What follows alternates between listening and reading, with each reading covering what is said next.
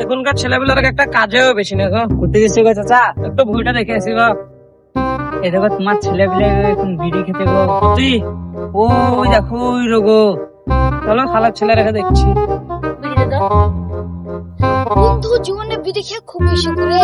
হাত থেকেও বিড়ি খেয়ে সুখ, ভাত খেয়েও খেলেও সুখ, তারপরে খেলতে গেলেও খেয়ে সুখ।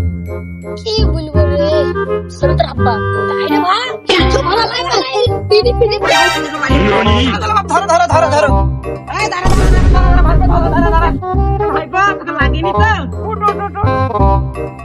শুন শুন শুন শুনে রে শুন। কি গেছিল?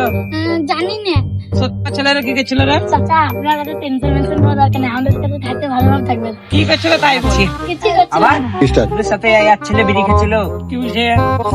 চাচা আমাদেরকে রাখলো আপনার আপনার ছেলে যত বিড়ি খাবি খাওয়ালে ভাইপা মুখে একটা বিড়ি দেখাই আমি। এলো বিড়ি